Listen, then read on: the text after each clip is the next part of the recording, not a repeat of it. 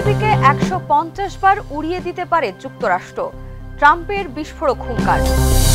৬১ লক্ষ কোটি টাকার সম্পদ নিয়ে ফের শীর্ষ ধনী ইলন মাস্ক, দ্বিতীয় ওরাকলের লেরি এরিসন। ভয়াবহ খরার মুখোমুখি ইরান, ১৪ দিনে শেষ হতে পারে পানির উৎস। মহাকাশের ৪টি ইঁদুর পাঠিয়েছে চীন, পরীক্ষায় আসতে পারে যুগান্তকারী সাফল্য।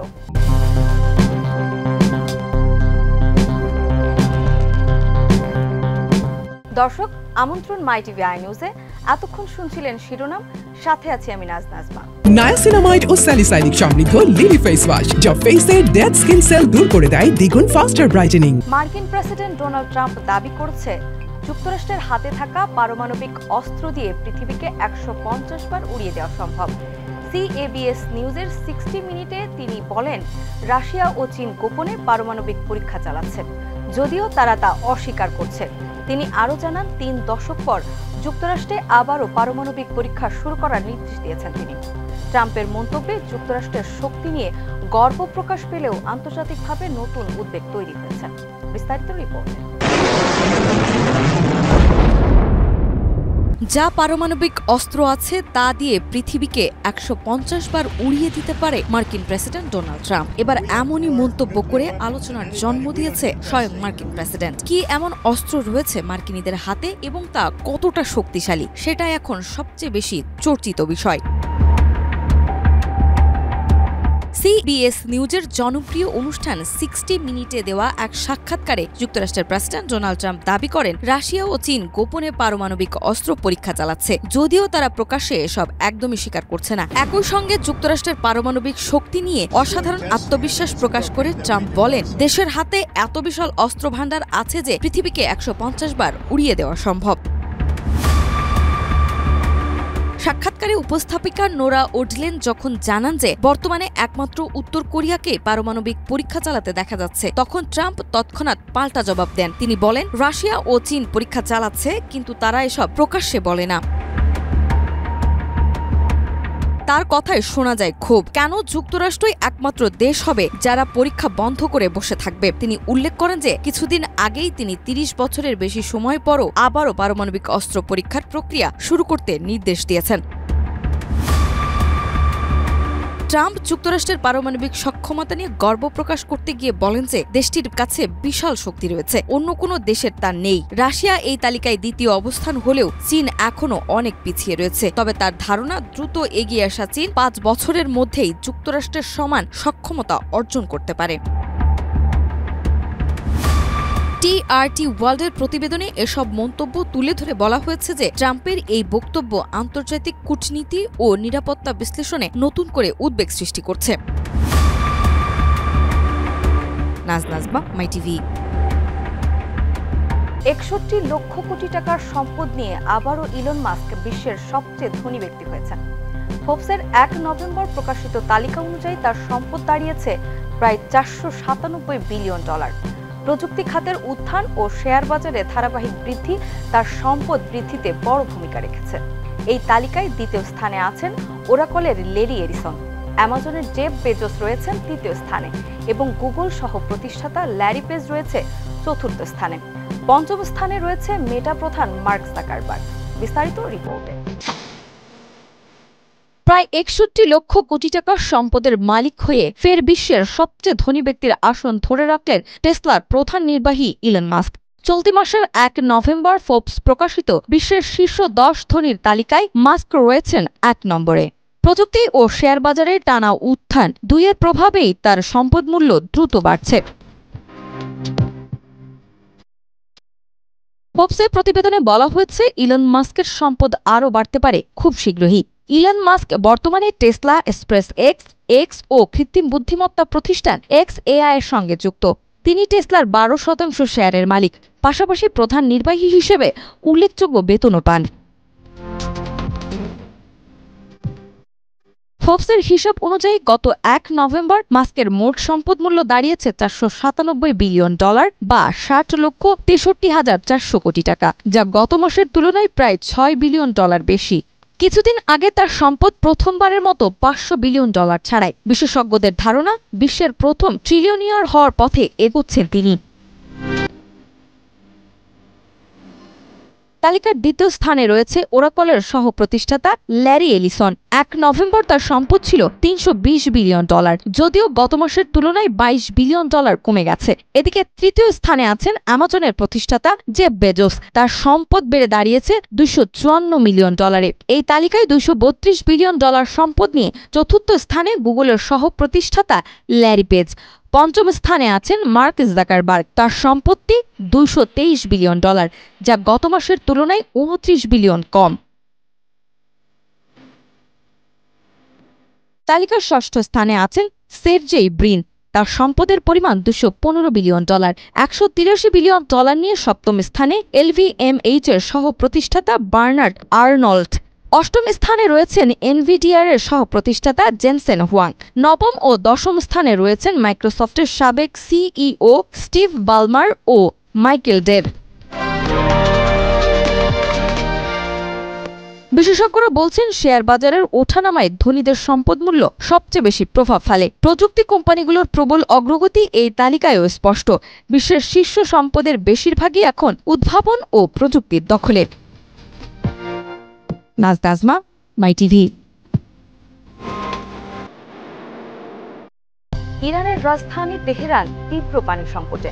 শহরের প্রধান বাঁধ আমির কবির ড্যাম এ মাত্র 8% পানি অবশিষ্ট, যা দিয়ে আগামী 2 সপ্তাহের মধ্যে পানির জল শেষ হতে পারে। ড্রামে এখন 1,40,00,000 ঘনমিটার পানি আছে। গত বছরের 8,60,00,000 তুলনায় যা অনেক কম। শহরে 1 কোটির বেশি মানুষ বাস করছে এবং দৈনিক প্রায় 30 লাখ ঘনমিটার পানি ব্যবহার হয়। সংকট মোকাবেলায় কিছু এলাকায় পানি সরবরাহ বন্ধ রাখা হয়েছে। প্রতিবেশী ইরাকেও খরার কারণে নদীর পানি মাত্র 27% নেমে এসেছে। বিস্তারিত রিপোর্টে। ভয়াবহ তীব্র পানি সংকটে ভুগছে ইরানের রাজধানী তেহরান। শহরের প্রধান বাঁধ আমির কবির ড্যামে এখন মাত্র 8% পানি অবশিষ্ট আছে। পানি কর্তৃপক্ষ সতর্ক করেছে, এই অবশিষ্ট পানি ব্যবহার করলে আগামী 2 সপ্তাহের মধ্যে শহরের পানীয় জলের সরবরাহ শেষ হয়ে যেতে পারে। তেহরানের পানি কর্তৃপক্ষের পরিচালক বেহেজাদ পাশা জানিয়েছে, শহরের পানির প্রধান 5টি বাঁধের মধ্যে আমির কবির ড্যামে বর্তমানে মাত্র 1,40,00,000 ঘনমিটার পানি আছে। গত বছরের তুলনায় এবছর পরিস্থিতি ভয়াবহ। তখন এই বাঁধে 8,60,00,000 ঘনমিটার পানি ছিল। পাশা জানিয়েছে, তেহরান প্রদেশে বৃষ্টিপাত শতাব্দীতে একেবারে কম পর্যায়ে নেমেছে।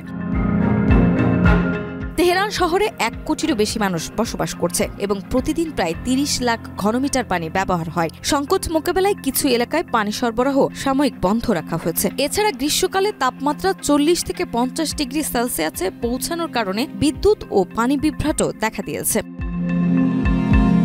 ইরানের দক্ষিণাঞ্চলের শুষ্ক প্রদেশগুলোতে দীর্ঘদিন ধরে পানি সংকট একটি গুরুতর সমস্যা। এর পেছনে দায়ী খাবার পানি ব্যবস্থাপনা, ভূগর্ভস্থ সম্পদের অতি ব্যবহার এবং জলবায়ু পরিবর্তন। নাজমা, মাই টিভি। চীন প্রথমবারের মতো মহাকাশে রটেন্ট পরীক্ষা চালাতে 3 জন নভোচারী ও 4টি ইঁদুর পাঠিয়েছে। শেনঝো 21 মহাকাশযান তিয়ানগং স্টেশনের সঙ্গে সফলভাবে সংযুক্ত হয়েছে। নভোচারীরা 6 মাস গবেষণা করবেন আর 4টি ইঁদুর কয়েকদিনের মধ্যেই পৃথিবীতে ফিরবে। বিস্তারিত রিপোর্টে। চীন প্রথমবারের মতো মহাকাশে রডেন্ট পরীক্ষা চালানোর জন্য 3 জন নভোচারীর সঙ্গে 4টি ইঁদুর পাঠিয়েছে। 31 অক্টোবর রাতে Shenzhou 21 মহাকাশযানটি G1 satellite launch centre থেকে উৎক্ষেপণ করা হয়। 3 জন নভোচারী কমান্ডার ঝাংলু, ফ্লাইট ইঞ্জিনিয়ার উই ফে এবং payload specialist Zhang Hang Zhang প্রায় 6 মাস তিনগাং মহাকাশ স্টেশনে অবস্থান করবেন এবং সেখানে 27টি বৈজ্ঞানিক প্রকল্প পরিচালনা করবেন। মিশনের সঙ্গে পাঠানো 4টি ল্যাবরেটরি ইঁদুরের মধ্যে 2টি পুরুষ ও 2টি নারী। এই পরীক্ষা মূলত মাইক্রোগ্র্যাভিটির মানব ও প্রাণীর জীবনে প্রভাব বোঝানোর জন্য করা হয়েছে। ইঁদুরগুলো 5 থেকে 7 দিনের মধ্যে পৃথিবীতে ফিরে আসবে। উৎক্ষেপণের মাত্র 3 ঘন্টা 30 মিনিটের মধ্যে মহাকাশযানটি সফলভাবে তিয়ানগং স্টেশনের সঙ্গে সংযুক্ত হয়।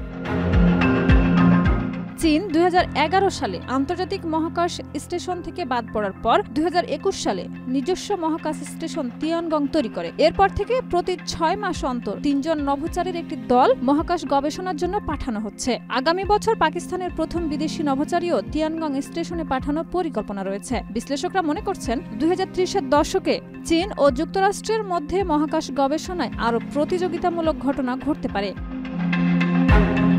Shahida Ruby, MyTV.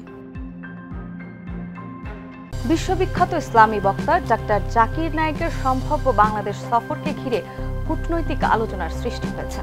ভারত তাকে পলাতক আসামি আখ্যা দিয়ে ঢাকায় এলে গ্রেফতারের আহ্বান জানিয়েছে।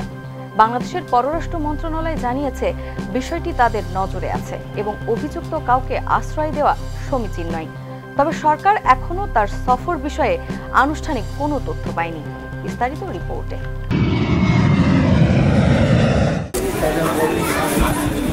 বিশ্ববিখ্যাত ইসলামী চিন্তাবিদ ডাক্তার জাকির নায়েক আগামী 28 নভেম্বর ঢাকায় আসতে পারেন এমন একটি খবর সম্প্রতি প্রকাশিত হয়েছে। জানা গেছে তিনি 2 দিনের সফরে বাংলাদেশে এসে একটি দাতব্য অনুষ্ঠানে অংশ নেবেন। তবে এই খবর প্রকাশের পরই ভারতীয় পররাষ্ট্র মন্ত্রণালয়ের মুখপাত্র রণধীর জয়সওয়াল আহ্বান জানিয়েছেন, জাকির নায়েক যদি বাংলাদেশে আসেন তাহলে বাংলাদেশ সরকার যেন তাকে গ্রেপ্তার করে ভারতের হাতে তুলে দেয়। বাংলাদেশের পররাষ্ট্র মন্ত্রণালয়ও বিষয়টি নজরে এনেছে। এ প্রসঙ্গে মন্ত্রণালয়ের মুখপাত্র এস.এম. মাহবুবুল আলম 1 নভেম্বর গণমাধ্যমকে বলেন, একজন বিশিষ্ট ইসলামী পণ্ডিতের সম্ভাব্য বাংলাদেশ সফর তাদের নজরে এসেছে। এ বিষয়ে বাংলাদেশের পররাষ্ট্র মন্ত্রণালয়ের মুখপাত্র এস.এম. মাহবুবুল আলম বলেন, আমরাও বিশ্বাস করি কোনো দেশের পলাতক বা অভিযুক্ত ব্যক্তিকে আশ্রয় দেওয়া সমীচীন নয়। এর আগে 30 অক্টোবর ভারতের মুখপাত্র রণধীর জয়সওয়াল বলেন, ডাক্তার জাকির নায়েক একজন পলাতক আসামি। তিনি যদি বাংলাদেশে যান, আমরা আশা করি বাংলাদেশ সরকার যথাযথ ব্যবস্থা নেবে। বাংলাদেশের পররাষ্ট্র উপদেষ্টা তৌহিদ হোসেন জানান, জাকির নায়েকের সফর সম্পর্কে সরকার এখনো কোনো আনুষ্ঠানিক তথ্য পায়নি। অন্যদিকে আয়োজক প্রতিষ্ঠান স্পার্ক ইভেন্ট ম্যানেজমেন্ট জানিয়েছে, সবকিছু ঠিক থাকলে 28 নভেম্বর ঢাকার আগারগাঁওয়ে জাকির নায়েকের প্রথম অনুষ্ঠান হবে। 2016 সালে ভারতের অভিযোগের মুখে জাকির নায়েক দেশ ত্যাগ করে মালয়েশিয়ায় স্থায়ী হন। একই বছর বাংলাদেশেও তার কার্যক্রম নিষিদ্ধ হয়, যা গত বছর আংশিকভাবে শিথিল করা হয়। তার সম্ভাব্য বাংলাদেশ সফর ঘিরে বর্তমানে 2 দেশের কূটনৈতিক অঙ্গনে নতুন আলোচনা শুরু হয়েছে। Shahida Ruby, MyTV. দর্শক, এই ছিল আজকের মাই টিভি আই নিউজ। ধন্যবাদ সাথে